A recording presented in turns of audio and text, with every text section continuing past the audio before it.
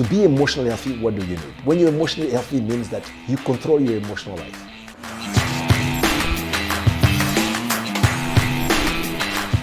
When something is moving that internal piece, something bad happens in the office, some client didn't pay, we get this every day. There are always external factors. They're trying to mess with that internal piece. What is your practice? And I mean specifically with small events or when the situation is not helping that internal piece. What's your practice for that? The practice is a very lovely practice. The law is this: no outside stimuli should affect you internally. When something external affects you, you're dependent upon that external thing. Which means that if your happiness, if your joy is dependent upon something external, if you no longer have that thing external, then you're losing your joy. If your internal balance is dependent on something external, if you don't have it, then you no longer have that joy. So anything that is external, any external stimuli, which you can be extremely rich, for example. Now, this takes care of it means that you're rich and you have like the comfort, you're driving the most amazing car, you have an amazing house, and then suddenly you get a news, an emotional news that is devastating, and you lose your balance. Which means that the external, yes, it's important to have the comfort, but our emotional health is extremely important. The same way a person can live in a place that's very like small house, yet they have that internal peace. So nothing external should affect our mental health. Why? Because everything external comes and goes. Everything comes and goes. So if you have an experience, or if somebody that you're in an office, and they do something that is not, by our standard, is not right, it affects you. They go home, they're not thinking about you anymore. That event stays with you sometimes 24 hours a day, sometimes 7 days a week, and you're stuck with it. They're not even thinking about it. They did it to you and they're gone, but you're stuck with it. And it affects your peace, and eventually it affects your health. So the best way to deal with external factors, yes, we have to respond to them. The idea is to not react, but to act, to create a shift, but not react. That at the same time, we should not be dependent upon external factors.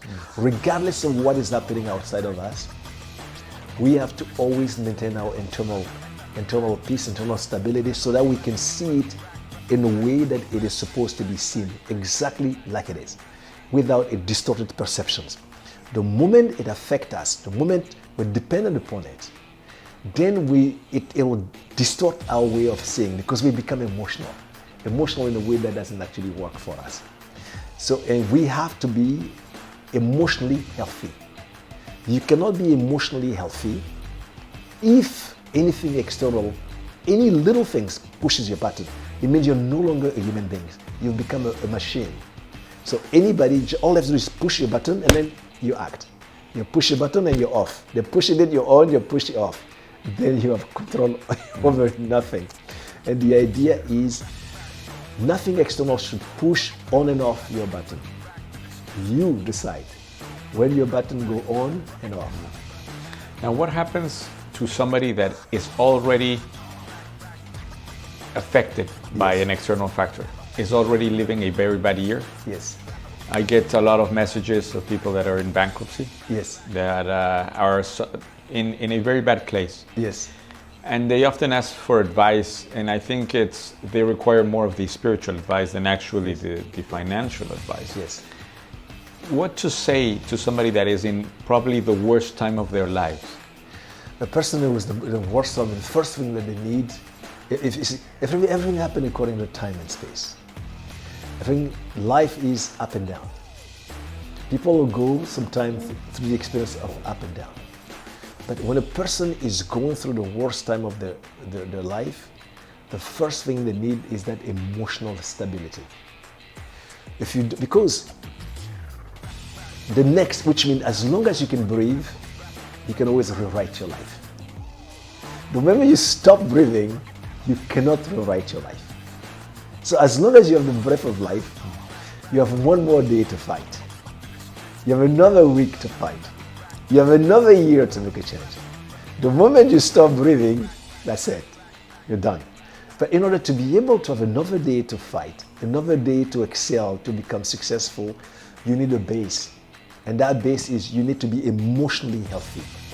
A person who is emotionally healthy then develop the capacity to think right, to feel right, and to act right. Therefore, the next series of decisions that you will make in your life will lead you to a success even much bigger than the loss that you've acquired. And losses are there for us to gain wisdom.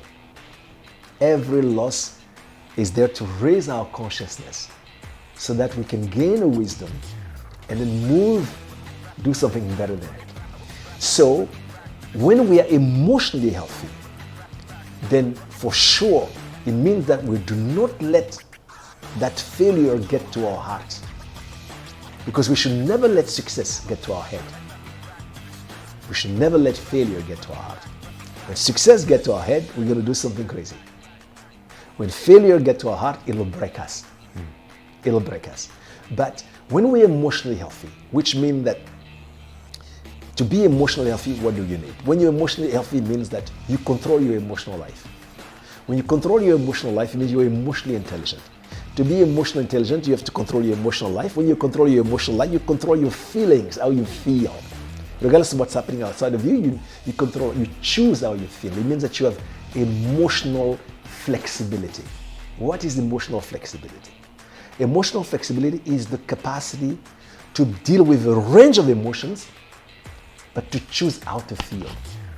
Which means somebody doesn't tell you how to feel. You choose how to feel. But when you control your emotional life, you control your feelings. You choose how to feel. When you choose how to feel, then you start to think with your heart and to feel with your brain. But in order to be emotionally healthy, there is a science, there is a spiritual technology, and I'm so glad you're asking me. The spiritual technique, what do? What you have to do is bring rhythm in your breath. So the first thing is give a person who is going through challenges a lot of loving support. And the next thing, they have to take care of the breath. When you bring rhythm in your breath, it will fix your biorhythm. Because everything in nature is rhythm. You have to be aligned with the rhythm of the universe, the rhythm of nature, the rhythm of your body. When you take care of your biorhythm, then you take care of your physiology, which means that your physiology is in control. The moment you control your physiology, you control your emotions. The moment you control your emotions, you control your feelings. The moment you control your feelings, then your heart and your brain synchronize. As a result, all of your brain is energized in such a way that you control your frontal lobe. Once you control your frontal lobe, you think right, you feel right, you act right, you even speak right, and you have a good attitude, and it will take you to the next level.